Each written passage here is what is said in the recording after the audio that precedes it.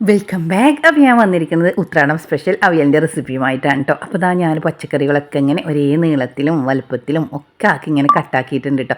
അപ്പോൾ ക്യാരറ്റ്, ചേന, ഉരുളക്കിഴങ്ങ്, മുരിങ്ങാക്കായ, പയറ്, വെള്ളരിക്ക അതൊക്കെ കേട്ടോ ഞാൻ ഇട്ട് കൊടുത്തിരിക്കുന്നത്. അപ്പോൾ നിങ്ങളുടെ കയ്യിലുള്ള അവിയലിന് പറ്റുന്ന കഷ്ണങ്ങളൊക്കെ ഇതേപോലെ കട്ട് ചെയ്തെടുത്തോളൂ. അപ്പോൾ നമുക്കിനി അവിയൽ ഉണ്ടാക്കി തുടങ്ങും. അപ്പോൾ സദ്യയിൽ ഒഴിച്ച് കൂടാൻ പറ്റാത്ത ഒന്നാണല്ലേ അവിയൽ. അപ്പോൾ നമുക്കത് എങ്ങനെയാണ് ഉണ്ടാക്കുന്നതെന്ന് കാണിച്ചു തരാം കേട്ടോ. ഞാൻ ഉണ്ടാക്കുന്ന രീതി കേട്ടോ, നിങ്ങൾ ഉണ്ടാക്കുന്ന രീതി എങ്ങനെയെന്ന് എനിക്കറിയില്ല. അപ്പോൾ നമ്മൾ ഉണ്ടാക്കുന്ന രീതിയിലാണ് കേട്ടോ കാണിച്ചു തരുന്നത്. അപ്പോൾ ഞാനൊരു ചട്ടി അടുപ്പത്ത് വെച്ചിട്ട് അതിലേക്ക് പച്ചക്കറികളൊക്കെ ഇട്ട് കൊടുക്കുകയാണ് കേട്ടോ. അപ്പോൾ പച്ചക്കറികളൊക്കെ നല്ല വെള്ളത്തിൽ വേവിച്ചെടുക്കാൻ നോക്കരുതേ, കാരണം അതിങ്ങനെ ഉടഞ്ഞ് കുഴഞ്ഞ് പോട്ടോ. അപ്പോൾ നമ്മൾ കുറഞ്ഞ വെള്ളത്തിലാണ് കേട്ടോ പച്ചക്കറികൾ വേവിച്ചെടുക്കുന്നത്. അപ്പോൾ ഞാൻ ഒരു അരക്കപ്പോളം വെള്ളം ഇങ്ങനെ ഒഴിച്ചു കൊടുത്തിട്ടുണ്ട്. പിന്നെ അതിലേക്ക് ആവശ്യത്തിന് മഞ്ഞൾപ്പൊടി ഇട്ട് കൊടുക്കുന്നുണ്ട്. പിന്നെ ഉപ്പും ഇട്ട് കൊടുത്തിട്ട് നല്ലോണം മിക്സാക്കി കൊടുക്കുന്നുണ്ട്. അപ്പോൾ നമ്മൾ ചട്ടിങ്ങനെ തട്ടി ആണ് കേട്ടോ മിക്സാക്കി കൊടുക്കുന്നത്.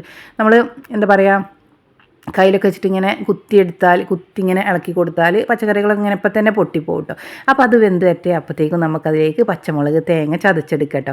അപ്പോൾ പച്ചക്കറികളൊക്കെ വെന്ത് വന്നിട്ടുണ്ട് കേട്ടോ. അപ്പോൾ വെള്ളമൊക്കെ വറ്റിയിട്ട് പാകത്തിന് വെള്ളം ആയതുകൊണ്ടാണ് കേട്ടോ നമുക്ക് കഷ്ണങ്ങളൊക്കെ ഇങ്ങനെ കിട്ടുക. അല്ലെങ്കിൽ നല്ലോണം ഉടഞ്ഞ് കുഴഞ്ഞ് പോകട്ടോ. ചിലർക്ക് നല്ലോണം കുഴഞ്ഞ് നല്ല വെള്ളത്തിൻ്റെ രൂപത്തിലായിരിക്കും കേട്ടോ അവിയലൊക്കെ ഇഷ്ടം. പക്ഷേ നമുക്ക് കുറച്ച് വെള്ളമൊക്കെ ഒഴിവായി കണ്ട് നല്ല എന്താ പറയുക, കുറച്ചിങ്ങനെ നല്ല ടൈറ്റായിട്ടുള്ളൊരു അവിയലാണ് കേട്ടോ ഇഷ്ടം. അപ്പോൾ നമ്മൾ അങ്ങനെ കേട്ടോ ഉണ്ടാക്കുന്നത്.